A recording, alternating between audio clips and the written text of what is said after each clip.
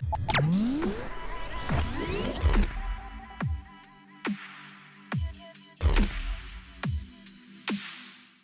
guys, Ash here from C4 Retech and welcome to another episode of Ash Answers. Ash Answers is the show where I answer the questions that you tweet out on Twitter with the hashtag Ash Answers. So now, without further ado, before we get to today's episode, next week we've got I've been telling you guys about how we're gonna be doing things a little differently on Ash Answers. So one of the things is video questions, which, well, none of you guys sent in this week.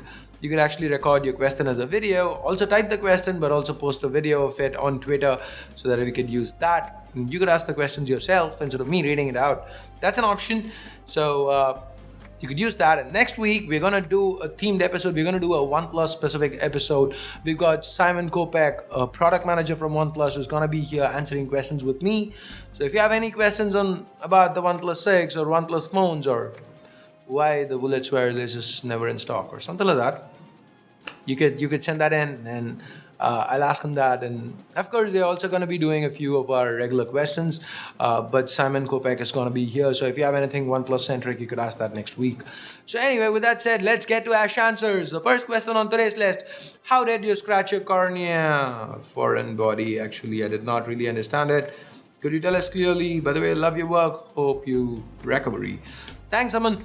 So guys, if you have not been following me on Instagram or Twitter, or I don't know, maybe even Facebook, well, my right eye, I kind of picked something up. I think it's the right eye. It's been 2 days. It's been fine. So I kind of had. I went to bed on the 12th. I was supposed to head out for the Find X launch. The previous night I went to bed. My eyes were a little dry. And in the morning, I woke up with intense pain in my eye. So there was something that was caught on the eyelid. This has happened to me like twice in the past. Once about 10 years back when I actually tore my cornea. I didn't know what it was, so I just kept rubbing my eyes. And 2 days later, not even 2 days, 2 hours later, I slept. I woke up. I seem to have scratched it a lot more when I was sleeping, and I couldn't open my eyes. This was 10 years back. I had torn my cornea. And then about 8 months back, this happened to me, where again something was caught underneath my eyelid. It happens a lot more right now because my eyes are super dry. So when something gets into your eye, it comes out because of the eye tearing up. But whereas my eyes are like super dry, so it gets stuck in, and then the tears do get generated, but by that time it's kind of stuck in. It doesn't want to come out on its own. I need to go to a hospital and get that done. At least that's what the doctors tell me. So this is what happened 8 months back. So this time I immediately canceled my trip. I woke up in the morning and there was a lot of pain, and I decided, you know what, I know what this is. I'm not going to scratch my cornea again. 10 years back I tore it. 8 months back I scratched it because I knew what was happening. This time I just ran straight to the hospital. My neighbor's a ophthalmologist. So I woke up at around 5 o'clock because I woke up by around 4:30 or something like that. I woke up around 5 o'clock. It's a domestic flight, right? So I had to be there 2 hours before. So I woke up by 5 o'clock. I waited for the lights to go on in the house, and I knocked on their door.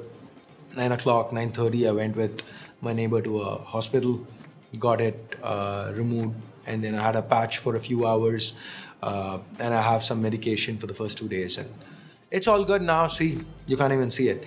So, as in, no damage, everything is fine. I just have like minor scratches on my cornea, so I'm a little sensitive to light. So these lights bother me a little bit more as of right now than it did last week.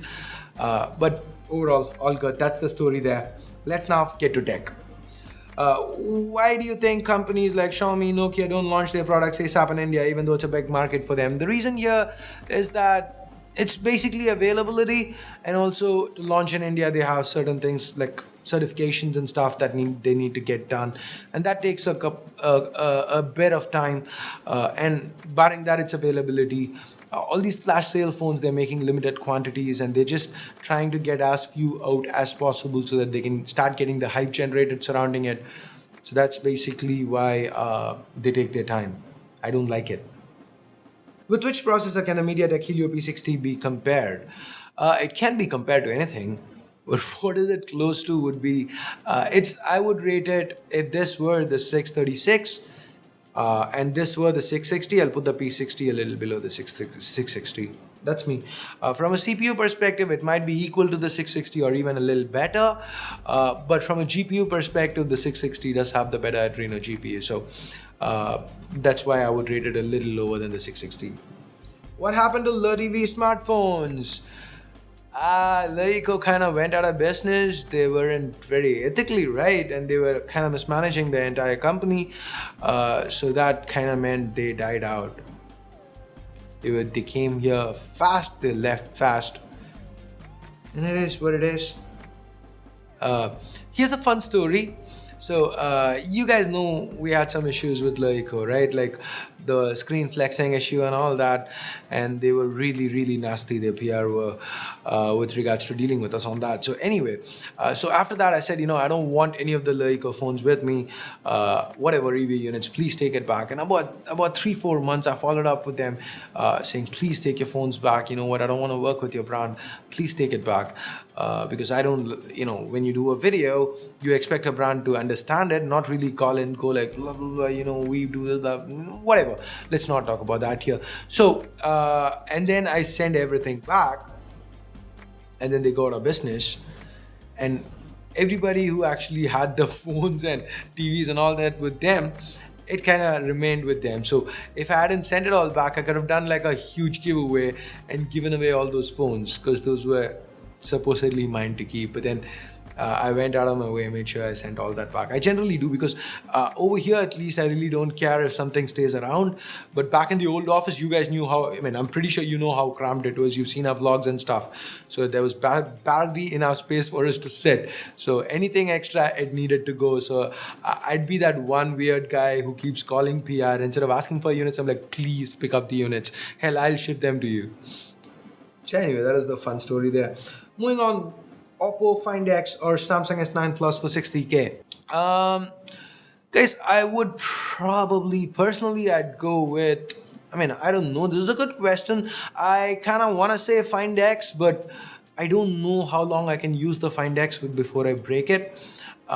You guys know I'm pretty safe with my phones, right? I don't drop my phones, but the Find X is the smoothest, slipperiest phone that I've ever used in my life. I love that camera pop-up. The facial recognition is so fast that for the first time where I've used the phone without a fingerprint scanner, I haven't missed the fingerprint scanner. It's been great. You just pick it up, do this, and it opens. It's so damn accurate. But the phone, oh my god, is slippery. Yes, the S9 Plus is also a glass sandwich, but this is just so smooth. It feels so amazing in hand. The Find X, it's so premium that I love it, but it's so damn slippery that I absolutely hate it. I don't know my own feelings about this phone. Sometimes I absolutely adore it. Sometimes I absolutely hate it. It's just that it's so damn slippery. Now, from a performance standpoint, it's great. From a camera standpoint, the S9 Plus would probably be better, but this is still excellent. But it's just that slipperiness factor that plays in my mind. But over here, it depends if you're okay with the fact that it's slippery, if you can baby your phone around, then the Find X might be, it'll give you that cool factor. It'll be that phone that makes people ask you, what's that? It's something unique. It's something super cool. The S9 Plus, on the other hand, is going to be the reliable phone, the better bet, the safer bet, rather. It depends on what you want, right? So it depends on where you're coming from. Thoughts on upcoming Honor launch? Are you not bored with Huawei Honor using only two chipsets, Kirin 659, Kirin 970 for their smartphone since mid 2K16? I think I kind of am. I think the 659 they started to use only from 2017. But it's not just Huawei. If you look at it, Qualcomm, so many brands have been using 625, 626, 450. MediaTek, right now, if you see, MediaTek's been getting a lot of positive attention. That's largely due to the fact that they are the ones who've come up with a new chip for the mid-range segment, whereas Huawei and even Qualcomm have kind of been sticking to their old chips there. It is where MediaTek's gained a little bit of ground, but overall the industry, it's kind of stagnated in the last year or so. So I hope to see Huawei come up with a new chip soon. The next one, if rumors are to be believed, it's supposed to be another 659. Fingers crossed, hoping it isn't. But if it is what it is. Let's at least hope they price it right? Why Oppo, Vivo, and Samsung don't understand that India is a price-centric market? Well, Xiaomi Honor gives the features at a price of 7-8K. They give the same features at 13 to 15K. Can't understand.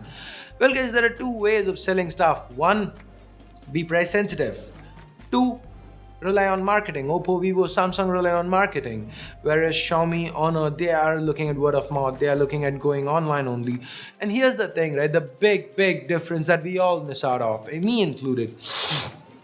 Everybody wants to say, well, why not go the Xiaomi or in the past Lenovo route? It's because if you notice, one of the biggest things about these brands is that they are online specific. They are selling most of their phones online, if not all, and it's all on flash sale basis. Whereas for a brand like Samsung or a Oppo, Vivo, now they're gonna rely on offline, and they're doing very well. Why? Because offline is where the bulk of the Indian consumer is buying the phone. Now, in a later question, I will also answer something that is applicable to this. So let's put a pin on this one. We'll get back to it in just a moment. Has Moto given up the competition to Redmi Note series of smartphones? With no G6 Plus, Moto isn't a contender anymore. Agree. Well, I'm pretty sure the G6 Plus is gonna come in later, but it's just that nobody seems to care about Moto anymore in India because their prices have been weird. The Moto India team doesn't seem to know what they're doing. The entire top management, so then Anuj, everybody has quit. Last time, actually, somebody from Moto came down here to give me the Moto G6, and they quit. It's like everybody is quitting. It's a sinking ship. Why did I say sip? I'm so sorry. It's a ship. It's a sinking ship. It just happened. I'm sorry. It's a sinking ship. It looks like it's a sinking ship, and people are just jumping overboard at this point. So in India, they don't seem to have a sound strategy. Coming in with the Moto G6 and when the market is like this, when even a HMD Global, a Nokia, realizes that something like a X6 needs to come, even Nokia 6.1 was a better, more well-rounded device with better specs than a G6, right? At that price segment. So overall, I kind of feel like Moto is kind of neither here nor there right now in India. Hopefully, they change things around, or at least, Lenovo can say screw Moto and bring in the Z5. The Lenovo Z5, despite all those weird freaking teasers, it's still a great phone when you look at it on paper. It's got good specs for the price that it's selling in China. I'd love to see that in India. What do you think? Let me know in the comments below. If you had a sibling, this is the question I was talking about. If you had a sibling who is not tech savvy, and if he or she wants to buy a selfie-centric phone, say a cheap Oppo or a Vivo or a sensorless Samsung, how would you convince them into buying a better option? So this is what I was talking about. You could do whatever you want. You could sell phones really cheap like a Xiaomi, but people are still gonna wanna buy those phones that they saw ads on TV. And a lot of people still want only COD. That's a good chunk of people who shop online. But a lot of people still want to walk into a store and pick up whatever phone is available there. And there, in India, all these offline stores, ethics be damned, those people are just going to shove whatever gets them the best commission down your throats. So many times I've seen people walk in asking about a Redmi.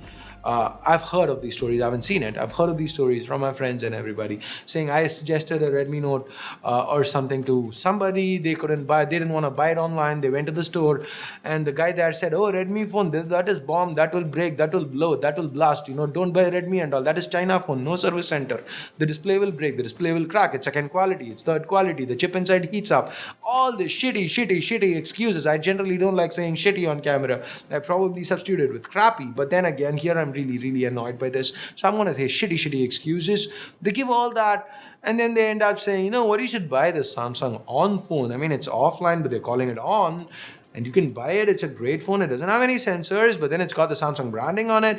You can buy it and we get a lot of commission. They don't say that, of course, but that's what they're going to shove. They're going to shove an Oppo, a Vivo, a Samsung.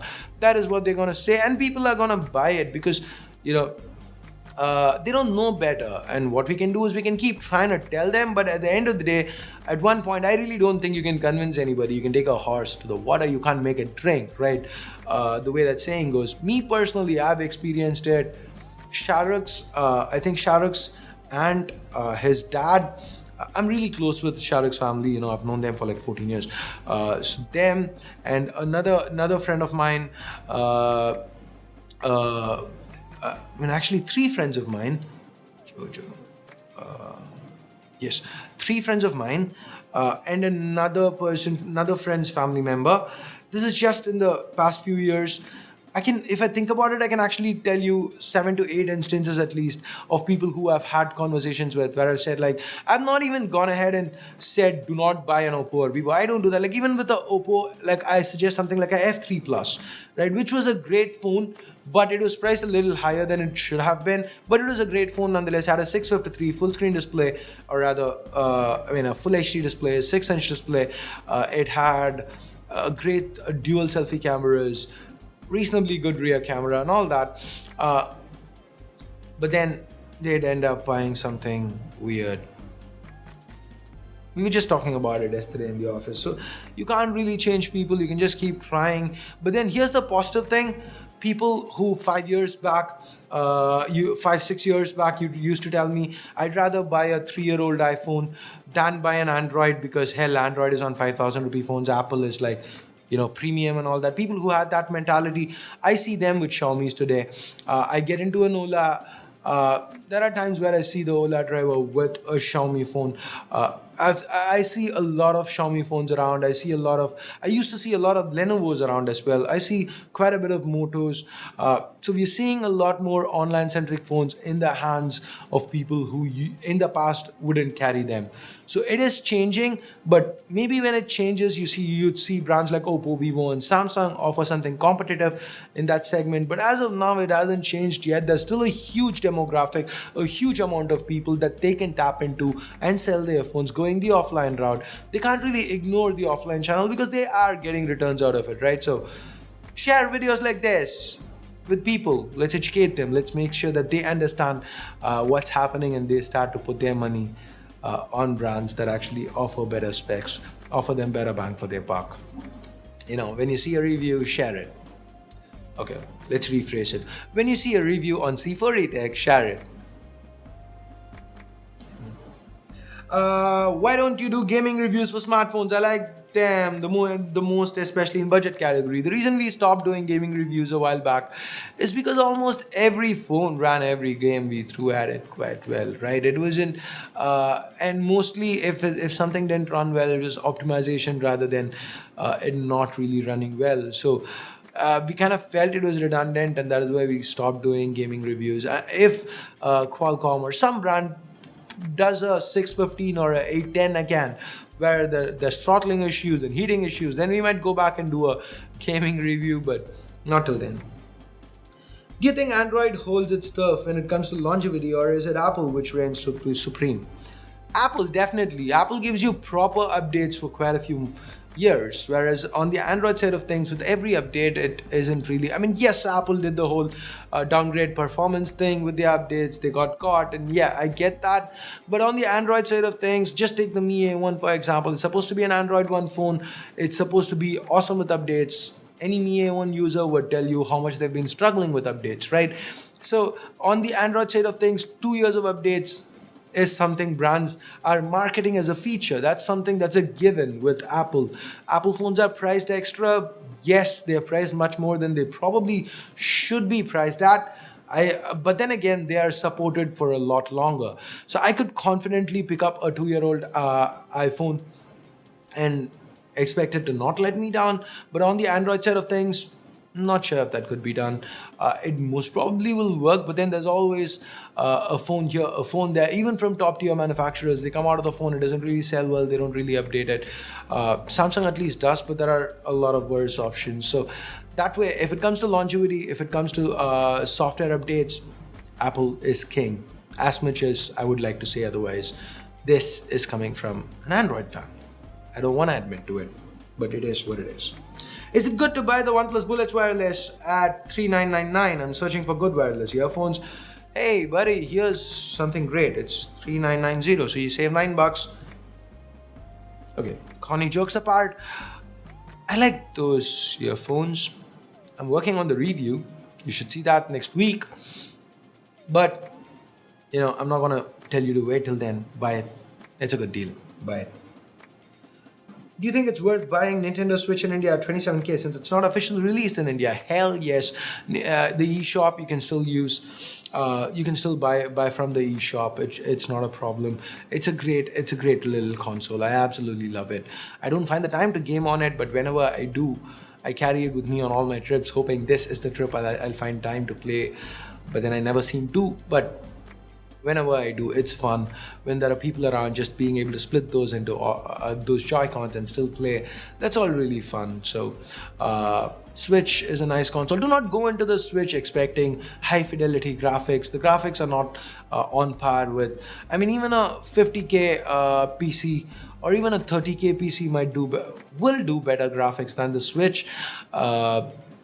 A PS4 or a Xbox One will definitely blow the Switch away in terms of graphics, but then to game on the go, the Switch is definitely the console to go with. And even from a gameplay perspective, if you like games like Mario, Zelda, and so on, then the Switch is the way to go. Those are two great games, by the way: Super Mario Odyssey and uh, Legend of Zelda. Is there really a need for gaming phones in the future? Not really. Mobile gaming isn't that huge a thing, at least for me. Like I said, I like the Switch. If I'm on the go, I'd probably play on the Switch and not on my phone. But then again, I know a lot of people whose primary gaming console right now is their mobile phone. But even for them, it's a 845 on a OnePlus 6. Do you need an 845 on a ROG phone? Not really. But here's why I like gaming phones. Now forget everything else. Forget the refresh rates. Forget the fact that it's got two USB Type-C ports and two headphone jacks or whatever. Forget everything about the ROG phone. But here's what I like about all gaming phones. They come with higher capacity batteries. There are so many of us who've been saying in the last few years, you know what, stop with the slimness. Forget the fact that the phone doesn't look so sleek. Give us larger batteries, and the gaming phones are answers to that. The gaming phones come with higher capacity batteries, and that's something I really appreciate. So that is one reason why I absolutely adore the gaming phone trends. As with trends, notches, removal of headphone jacks, removal of micro SD before that, removal of replaceable batteries before that, all these all these developments weren't great. They were kind of trading away something. But with gaming phones, the higher capacity batteries, now that's a trend I can really get behind. I really like it. Loved your intro video on IGTV. Will you do more of them? I think you should. It's a pretty big platform. Get well soon. IGTV is something we are looking into at this point. I was thinking of either moving Ash Answers to IGTV. What do you think about that? Let me know in the comments below. Again, this is something I'm seriously contemplating. Maybe a few months from now, I might move a few episodes of Ash Answers to IGTV. That's one thing we could do. Another thing is probably replying to comments. These days we are working so much on video production, so much on a lot of things that I don't get the same time I used to. I still read all comments, at least 90% of them. I don't get the time to respond to all the comments. So I thought on videos like Ash Answers or maybe something else, when we get a lot of comments, we could probably do a Ash replies to comments kind of video on IGTV. Is that an idea that would interest you? Is that something you'd want to watch? I don't know. You guys let me know if you have anything else specific that you'd like to see us do on IGTV. We are open to ideas. So I guess that's it. Those are all the questions I picked for today's episode of Ash Answers. If you hated this video, I'm pretty sure you've done it by now. You probably aren't even here anymore. But if you're still here, you've spent all this time watching this video and you still hate it, you know what to do. Go ahead, vote it down. But if you did like it, give this video a big, huge thumbs up. And it is time I bid you adieu. Until next time, thanks a lot for watching. Signing off, bell icon, subscribe button. I don't know. I'm just muddled, throwing all those things. And let's see if the different order works. Bell, subscribe. Bye bye now.